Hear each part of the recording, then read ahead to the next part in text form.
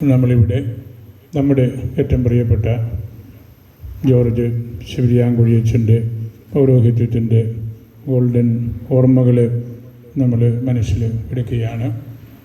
അച്ഛൻ വളരെ കൃത്യമായ രീതിയിൽ ഏൽപ്പിക്കപ്പെട്ട ജോലികൾ ചെയ്യുകയും സന്തോഷത്തോടുകൂടി പൗരോഹിത്യ കൂട്ടായ്മയിൽ പങ്കാളിത്തം വഹിച്ചുകൊണ്ടിരിക്കുകയും ചെയ്യുന്ന ആളാണ്. അച്ഛനോട് എനിക്ക് ഞാൻ സെമിനാരിയിൽ പഠിക്കുന്ന കാലം മുതൽ വളരെ വലിയ അടുപ്പമുണ്ടായിരുന്നു. അച്ഛൻ വളരെ സിമ്പിളായിട്ടുള്ള ഒരാളാണ്. നമുക്കാർക്കും അച്ഛനോട് അടുക്കാനും വർത്തമാനം പറയാനും എല്ലാം സാധിക്കും. അച്ഛന് തിരുച്ചിറപ്പള്ളി സെമിനാരിയിലാണ്, കേരളത്തിന് പുറത്ത് തമിഴ്നാട്ടിലുള്ള സെമിനാരിയിലാണ് വൈദിക പരിശീലനത്തിൻ്റെ പ്രധാന വർഷങ്ങളെല്ലാം നടത്തിയത്. 68 മുതൽ 75 വരെ. ജോർജ് അച്ഛന് ആ പേര് സൂചിപ്പിക്കുന്ന പോലെ നല്ലൊരു പണിക്കാരനായിരുന്നു. കൃഷി, മണ്ണ്, ഗയോർഗോസ്, മണ്ണിൽ പണിയെടുക്കേണ്ടതെന്നാണ് ആ വാക്കിൻ്റെ അർത്ഥം തന്നെ. ഈ മണ്ണിനെയും കൃഷിയെയും എല്ലാം അത് ഈ ഇടവകയുടെ ഒരു പ്രത്യേകത കൂടിയാണ്. ഇവിടെയുള്ള എല്ലാവരും അച്ഛന്മാരാണെങ്കിലും ഇവിടെ നിന്നുള്ളവരെല്ലാം വലിയ കൃഷിക്കാരും വലിയ തുറവിയുള്ളവരും എത്രയോ വലിയ ശുശ്രൂഷകളിലാണ് നമ്മുടെ ഇവിടുത്തെ വൈദികരെത്തിയത്. നമ്മുടെ റോയിച്ചൻ ഇപ്പോഴും വൈദിക സെനറ്റിൻ്റെ സെക്രട്ടറിയാണ്, വിദ്യാപീഠത്തിൻ്റെ കാനൻ ഇൻസ്റ്റിറ്റ്യൂട്ടിൻ്റെ ഡയറക്ടറാണ്. ഇവർ ചുടക്കാട്ടച്ഛൻ എല്ലാവരും അവരെല്ലാം വലിയ ശുശ്രൂഷകളിലായിരുന്നു. അവരുടെ കൂട്ടത്തിൽ നല്ല സ്നേഹനിധിയായൊരു ആളാണ് ശിവരിയാങ്കുഴി ജോർജ്. അച്ഛനെ പൂർണ്ണി കൂടല്ലൂർ, അരുവിത്തുറയൊക്കെ സ്ഥിതിയായിട്ട് ജോലി ചെയ്തിരുന്നു. പിന്നീട് വികാരിയായിട്ട് കളികാവ്, വെങ്ങാട്ടുപള്ളി, കളത്തുക്കുടവ്, മല്ലികശ്ശേരി, ഇളന്തോട്ടം, പിന്നെ ബോയ്സ് ടൗണിൽ, അവസാനം അപ്രയം സെമിനാരിയിൽ ഇപ്പോൾ വിശ്രമ ജീവിതമാണ്. അവിടെയുള്ള എല്ലാവരെയും നമ്മുടെ പ്രധാനപ്പെട്ട അഗസ്റ്റിനച്ഛൻ സ്നേഹത്തോടുകൂടി നോക്കുകയും പരിചരിക്കുകയും ചെയ്യുന്നുണ്ട്. മുതിർന്ന അച്ഛന്മാർ സന്തോഷത്തോടു കൂടിയാണ് അവിടെ ജീവിക്കുന്നത്. പള്ളികളിലൊക്കെ ആയിരുന്ന കാലഘട്ടത്തിൽ ഈ ഇടവകകളെല്ലാം പല കാരണങ്ങൾ കൊണ്ട് എനിക്കും കൂടുതൽ അടുത്തറിയാവുന്ന സ്ഥലമാണ്. അച്ഛനെ കുറിച്ചും അച്ഛൻ്റെ ജീവിത ശൈലികളെക്കുറിച്ചും എല്ലാവർക്കും വലിയ താല്പര്യമായിരുന്നു. അച്ഛനെ ഇവിടെ കാളികാവ് ആയിട്ടിരിക്കുമ്പോഴാണ്, അച്ഛൻ 81-82 വർഷങ്ങളിലാണ്. ഞാനന്ന് രാമപുരം സ്ഥിതിയായിട്ട് ശുശ്രൂഷ ചെയ്യുന്ന സമയമാണ്. എനിക്ക് ഈ കാളികാവ് പള്ളിയുടെ അടുത്ത് വെച്ച് ഒരു സ്കൂട്ടർ അപകടം അന്നുണ്ടായി. ഞാൻ വേറൊരാളുടെ ഒരച്ഛൻ്റെ പിറകിൽ ഇരിക്കുകയായിരുന്നു. അങ്ങനെ വണ്ടി മറിഞ്ഞ് വീണു. വലിയ പരിക്കുകൾ പറ്റി. ആ പരിക്കുകളാണ് എൻ്റെ കയ്യിൽ കാണുന്ന ഈ പാടുകളെല്ലാം. ഞാൻ വണ്ടിയിൽ നിന്ന് വീണു, ബോധം പറഞ്ഞു. ഞാൻ ബോധം തെളിഞ്ഞ് നോക്കുമ്പോൾ ഈ ശിവരിയാങ്കുഴിയച്ഛൻ ആരോ പറഞ്ഞത് കേട്ടു, ഇങ്ങനെ ഒരു കൊച്ചച്ഛൻ അപകടത്തിൽപ്പെട്ടു. ഞാൻ കണ്ണു തുറന്ന് നോക്കുമ്പോൾ സോഡ പൊട്ടിച്ച് എൻ്റെ മുഖത്തോട് ശക്തമായിട്ട് അച്ഛൻ ഓടിച്ചുകൊണ്ടിരിക്കുകയാണ്. അങ്ങനെ ആ ഒരു അവസ്ഥയിലാണ് ഞാൻ ബോധം തെളിഞ്ഞ് നോക്കുന്നത്. അപ്പോൾ അച്ഛന് കാര്യമായിട്ട് അവിടെ നിന്ന് മണിക്കൂറുകളിൽ നിന്ന് ശുശ്രൂഷിച്ച് വർത്താനെല്ലാം പറഞ്ഞ് കുഴപ്പമില്ല എന്ന് ഉറപ്പ് വരുത്തിയതിന് ശേഷമാണ് അച്ഛന് അവിടെ നിന്ന് തിരിച്ച് പോരുന്നത്. പിന്നീട് അച്ഛന് ഞാനന്ന് മരിയൻ സെൻ്ററിലാണ് പിന്നെ വന്ന് 2-3 ആഴ്ച താമസിച്ചു. അവിടെ പലതവണ അച്ഛൻ വരികയും എന്നോട് കാണുമ്പോഴൊക്കെ പറയുമായിരുന്നു, ഞാൻ മുഖത്തൊഴിച്ച് സോഡായുടെ ഗുണമാണ് അന്നേറ്റ് പോകുന്നത്, അല്ലെങ്കിൽ അതോടെ കാര്യം തീരുമായിരുന്നു. അങ്ങനെ ഒരു വാർത്ത കേട്ടപ്പോൾ അവിടെ ഓടിയെത്തി അച്ഛൻ വലിയ ശുശ്രൂഷ ചെയ്തത് ഞാൻ ഓർക്കുകയാണ്. പിന്നീട് അച്ഛനിരുന്ന സ്ഥലത്തൊക്കെ ബോയ്സ് ടൗണിലും പ്രീസ്റ്റ് ഹോമിലും ഒക്കെ ഇപ്പോൾ അടുത്ത നാളുകളായിട്ട് അച്ഛന് നന്നായിട്ട് സംസാരിക്കാനും ഒക്കെ അല്പം പ്രയാസമുണ്ട്. എങ്കിലും അച്ഛനെ നന്നായിട്ട് നമ്മുടെ പ്രീസ്റ്റ് ഹോം നോക്കുന്നുണ്ട്. അച്ഛൻ്റെ പെരുമാറ്റവും പ്രകൃതവും ഒക്കെ എല്ലാവർക്കും ഇഷ്ടമാണ്. അച്ഛനെ നമ്മുടെ ആശുപത്രിയിലെ കസ പ്രീസ്റ്റ് ഹോമിൽ താമസിപ്പിക്കാം എന്ന് ഞാൻ പലപ്പം പറഞ്ഞെങ്കിലും ഈ തെരുവത്തച്ഛൻ വിട്ടു തരികയില്ല. അച്ഛൻ നമ്മുടെ പ്രീസ്റ്റ് ഹോമിൽ തന്നെ ആയിക്കോട്ടെ, പാലായി തന്നെ ആയിക്കോട്ടെ എന്ന് പറഞ്ഞ് അങ്ങനെ ഡയറക്ടർ അച്ഛൻ നിർബന്ധം പറഞ്ഞുകൊണ്ടാണ്. അല്ലെങ്കിൽ ഞാൻ ഈ പ്രീസ്റ്റ് ഹോമിലേക്ക് കൊണ്ടുപോരുമായിരുന്നു. കാരണം കുറച്ചുകൂടെ മെഡിക്കൽ കെയർ വല്ലതും കൂടുതൽ ആവശ്യമുണ്ടെങ്കിൽ അത് കൊടുക്കാമല്ലോ എന്നുകൂടെ കരുതിയാണ്. അങ്ങനെ അച്ഛനോട് എനിക്ക് വളരെ അടുത്ത പരിചയവും സ്നേഹവും ഇഷ്ടവുമാണ് എന്നുള്ളത്. നല്ലൊരു അച്ഛൻ, എല്ലാ അർത്ഥത്തിലും. ഈ തറവാടും ഇവിടെയുള്ള ഈ കുടുംബാംഗങ്ങളെയും സാറിനെയും എല്ലാം എനിക്ക് നല്ല പരിചയമുണ്ട്.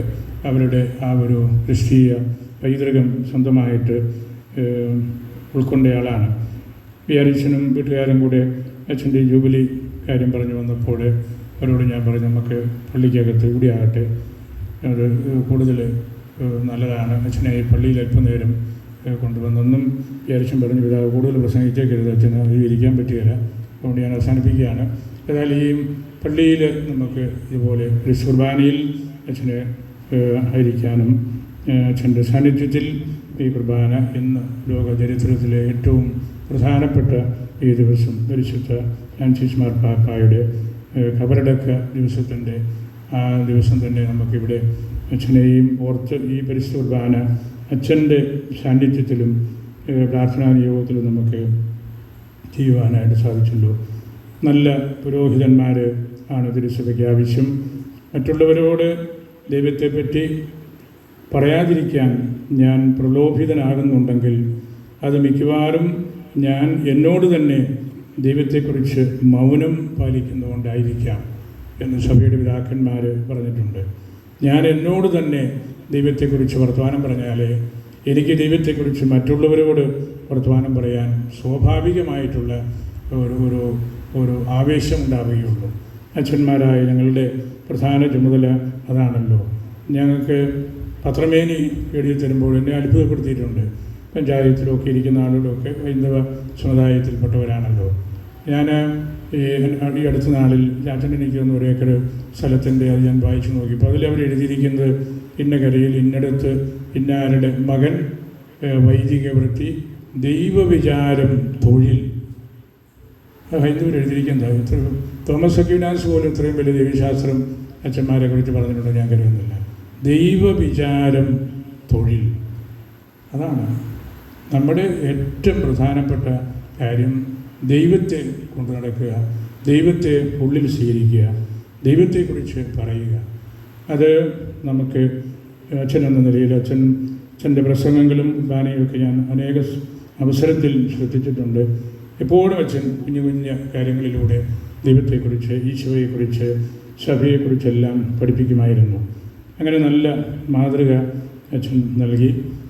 പൗരോഹിത്യ ബ്രഹ്മചര്യം നിത്യതയിലേക്കുള്ള വാതിൽ നമുക്ക് തുറന്നു തരുന്നുണ്ട്.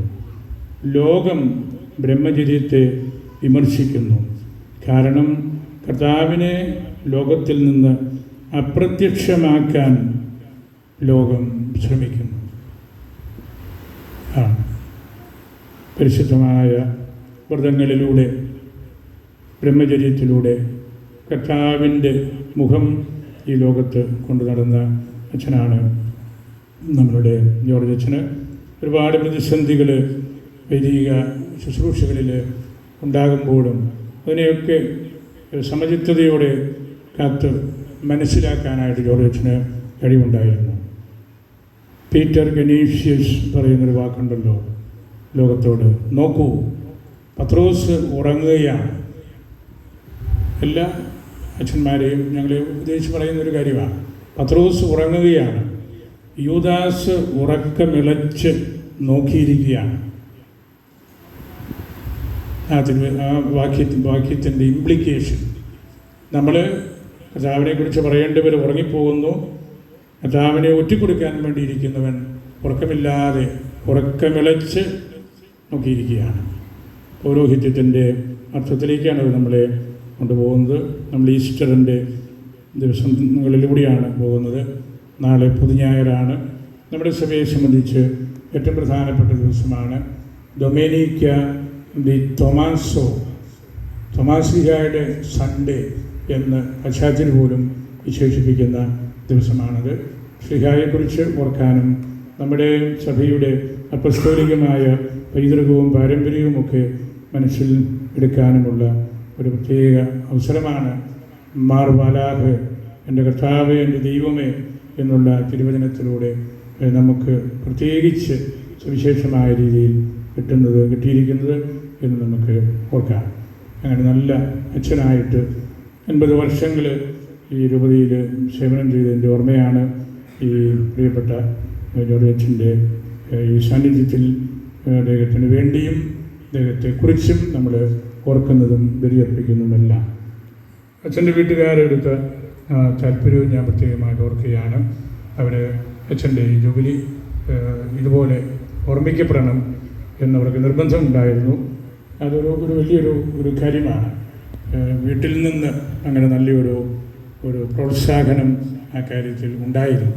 ആ കൂട്ടത്തിൽ വിചാരിച്ചിൻ്റെ വലിയ കരുതലും സ്നേഹവും ഒക്കെ ഉണ്ടായിരുന്നു. ഞാനൊരു വാക്കുകൾ സംഭരിക്കുകയാണ്. നമുക്ക് നമ്മുടെ പ്രിയപ്പെട്ട ചെവിരിയാങ്കുഴി ജോർജ് അച്ഛൻ്റെ നന്മകളെ നമുക്കും കണ്ട് പഠിക്കാം. അച്ഛന് അല്പം സംസാരിക്കാനും മനസ്സിലാക്കാനൊക്കെ പ്രയാസമുണ്ടെങ്കിലും അച്ഛൻ്റെ ആ സാന്നിധ്യം തന്നെയാണ് വലിയ പ്രീച്ചിങ്. അച്ഛൻ നമ്മളോട് പറയുന്നുണ്ട്.